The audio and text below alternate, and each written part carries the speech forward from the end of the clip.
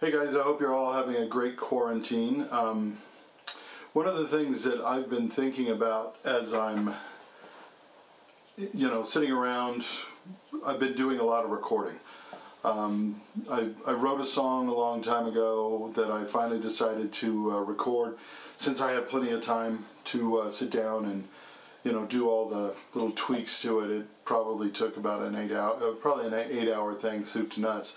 And I was digging through looking for some mic or something, and I came across something that I bought at a garage sale 8 or 9 years ago, maybe, when I was first getting into home recording. And it is this: a Fostex X12 multitrack cassette recorder. If you're young, you've seen cassettes, but you've never really used them. If you're my age, you couldn't afford them, and so you bought a bunch of records. And if you did buy a cassette, chances are a crappy tape deck would probably eat it, and then you'd be out all that money. So anyway, I always just recorded my records on a cassette so I could listen to them in my car. But anyway, I'm getting off track.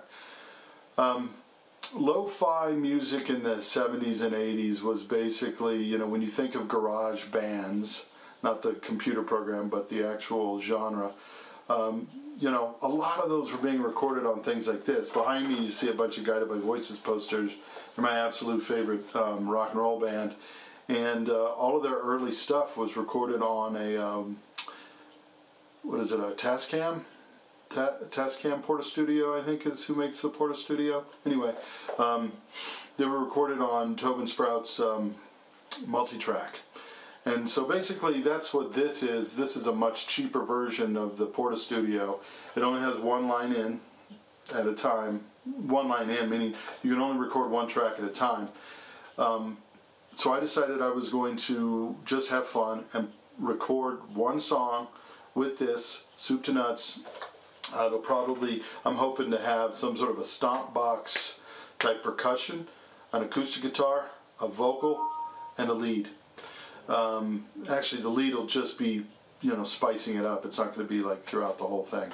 It's going to be a blues song. I'm going to do St James Infirmary, since it's one of my favorite songs to play. And I'm going to try and do it as close to what they would have been using in the 80s as possible. The preamp on this Hawks, as you can probably imagine, I've been turning it all the way down and using an external preamp is what I'm going to use. I tested it, and it should work fine. The dynamic range on cassette tapes is crappy, and on top of that, the recording head on this thing, on the specs, on the manual, says it goes from 50 hertz, which I would doubt. It'll really go that low, all the way up to 10,000 hertz. So I'm not going to have to worry. I'm going to use a Telecaster with a real bright Alnico speaker, but I don't think I'm going to be too chimey, believe it or not, because of the limitations of this tape. I'm just going to record it, mix it into, I'm just going to get it into my computer using it this way. So you mix on the fly. Basically, when your vocals go down, you turn the vocals down, and when you want to bring them up, you bring them back up, and then you kind of just blend them in however you want, and you're mixing live. So you can mix it down, do a bunch of different mixes, one emphasizing, the vocals, one emphasizing, you all get the idea. It's just that instead of doing it on a computer, you're doing it live and you're committed on that take. I mean, you can always do it again, and the only way I can get it out to here on YouTube, obviously, is to get it digital. But it's going to be 100% analog until I get it into Reaper. And what I'm going to do on Reaper is I'm going to open a stereo channel. This is my plan anyway. Open a stereo channel, hook this up to my DAC, hit play, mix it in. Once I'm happy with the mix, stop it, and then master it. I'm going to master it because I doubt I can get the signal to noise high enough with this. So I'm probably going to have to not crank this too much and then just use a mastering plug-in to get it up to probably, -1 dB or something like that. So anyway, that's my plan, and I'm going to show you guys what I'm planning on using. Then I'm just going to play the song after I've recorded it, and probably talk a little bit about how I did it, and who knows if anybody will even watch this thing. I just thought it would be kind of fun and interesting to see what it was like living during the Reagan years and recording in your basement. That's it. Thanks, guys. This is my G&L ASAT Classic thin line style telly with a humbucker in the bridge, humbucker in the neck, and a regular bridge pickup. I'm only going to be using the bridge pickup probably. And then this is kind of cool. This is a parlor guitar from Supertone from the 1920s. And I got silk and steel strings on it. You can see in there, it is a genuine, guaranteed Supertone. I think these were sold by like Sears and Montgomery Ward and stuff. It's a birch top. It's been refinished, and obviously there's been a bridge and a fingerboard put onto it since originally it would have been a floating bridge. But this is a fun, acoustic guitar to play fingerstyle. And then this is my Mojo Tone Vibro Champ that I made myself. Don't worry about the Fender logo. Just a pro tip. Go to these used music stores like Music Go Round and stuff like that, and a lot of times they sell the weirdest stuff. And this was an empty cabinet that I bought for $5. And it had the grill cover and the handle, and the toe locks was all in good shape. I don't know if somebody I don't know why they gutted it. But what I did is I went to the website and measured and got the specs for all the Fender things, and found out that they had found out that a Vibrochamp would fit in there. Who knows what it was originally? And so I built that, and that's what I'm going to use. And there's the Jensen Alnico speaker that I also bought used at Music Go Round for like $20. It's a P10R 8-ohm. So anyway, it's got tremolo on it. I love tremolo, but I may use a tremolo pedal. We'll just see what sounds better. And without, I'm not going to really use any other pedals. It's all going to be pure amp, overdrive, and all that stuff. I mean, I could. Certainly the people in the 80s were using all sorts of pedals. But I also kind of want to get this done today, so we'll see. Okay, so here's the gear we're going to be using for this interesting little experiment. Top right, that's the Fostex X12 multitrack cassette recorder. It only records one track at a time, and it has 4 tracks. We'll see how good the preamps are in it, or preamp, I guess. It's really only one channel. It'll be interesting to see. I do have a plan. I'm trying to kind of recreate what people had available to them back then, so you're not going to see, lots of really nice outboard gear. Got the XLR cable and just a standard 1/4-inch phono cable. Got my monitoring headphones there. Those are actually probably very similar to what people had back then. These have been around forever. Using a tremolo pedal maybe on the lead part, haven't decided yet, and I could also take my acoustic part and then bounce it to another track going through the tremolo, and then just re-record the old acoustic track with another one. My plan is that log jam wood block there basically is sort of a stomp box. That'll be my only percussion, and it'll be mainly used as a metronome. So that'll be one track. Vocals will be a second track. Acoustic will be a third track. And then a lead overdub will be the fourth track. That's just a cheap CAD microphone, probably made in China. Old, beat up, but it serves its purpose.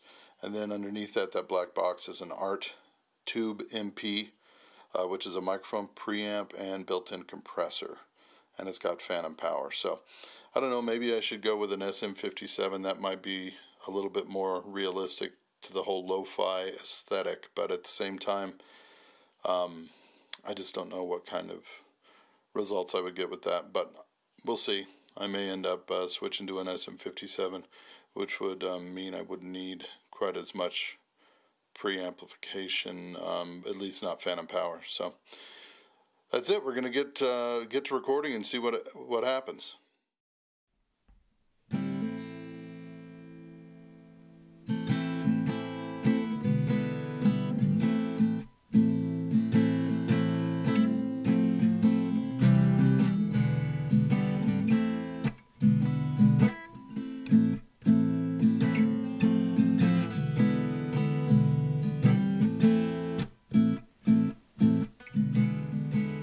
I went down to old Joe's barroom on the corner of the square. They were serving drinks as usual. The usual crowd was there. In the corner sat Big Joe McKennedy. His eyes were bloodshot red. He looked at the crew around him, and these are the very words he said. I went down to the St James Infirmary. I saw my baby there, laid down on a long white table, so young, so cold, so fair.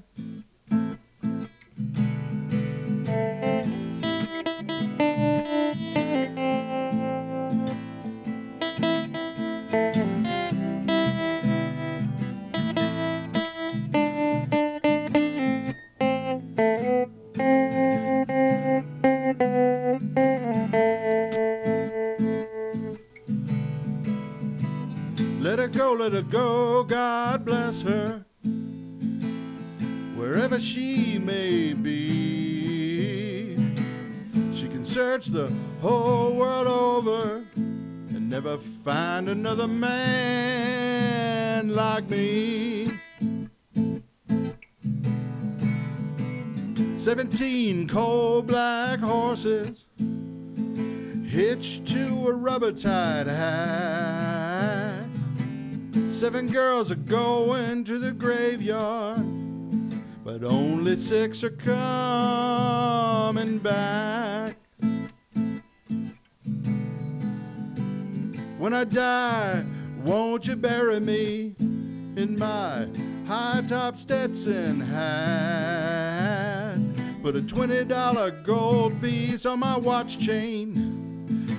God'll know I died standing pat.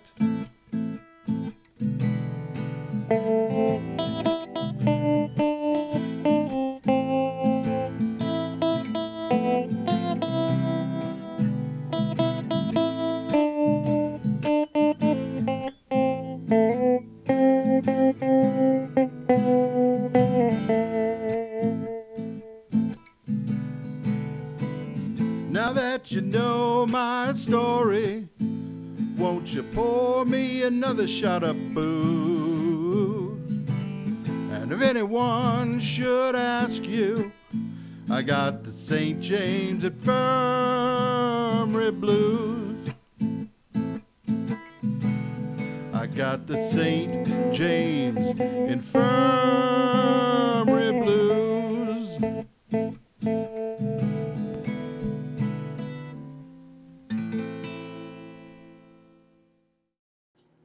So that was it. All told, it took about 90 minutes. I just moved everything out to the landing that you saw in some of the still pictures. Was hoping to get a little bit of natural reverb from that big space. I don't think I really did. Maybe I was too close mic'd. There's the very beginning of the second verse where you can hear my dog shaking downstairs, which was almost perfectly timed. For the electric guitar part, which sounded like crap, I know, I gave up after about 6 takes of screwing it up, and that's the problem with multiple takes on a tape machine, is you've got to stop, rewind it, do it again, punch it in. But anyway, the amp was in a separate room from where I was playing, and I originally close mic'd it, and then I decided to move the mic about 2 feet back, and definitely sounded a lot better. It was very chimey in my monitor earphones, but on the tape, you know, like I said earlier about the dynamic range and the frequency response, it sounds fine. The tone-wise, it sounds fine. So that was good. I think I did 2 vocal takes and then one punch in. Electric guitar, like I said, about 6. And then the acoustic, I think that was 1 or 2 takes. I never could get the bass, the kind of stomp box thing sounding good. I originally tried sending it in through a bass equalizer pedal into the compressor with a bunch of preamplification on it. I tried miking a bass amp. None of it sounded good. So I gave up on that idea. So I really think it sounds kind of lo-fi. I like the way it sounds. When I mixed it, I only did 1 mix, and I mixed it with the acoustic kind of down.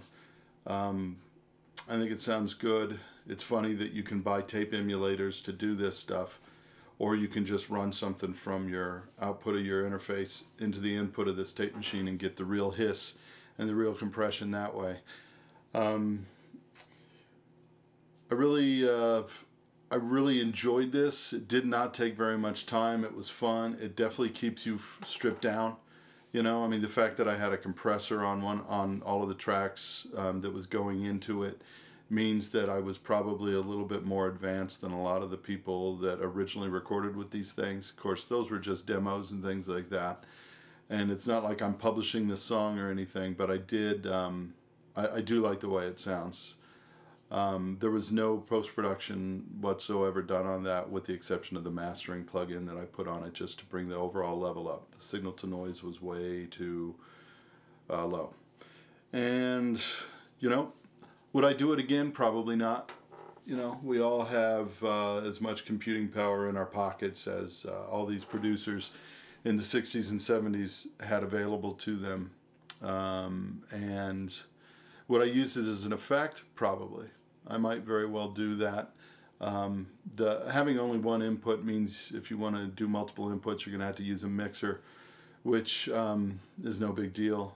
It might be fun to do that with drums or something like that. I don't know. All sorts of ideas, but I really enjoyed it. And I guess that's it. I really appreciate you guys. If you stuck around this long, I appreciate it. And maybe if you see one of these things on Craigslist or something, you can pick it up and have some fun with it. Thanks.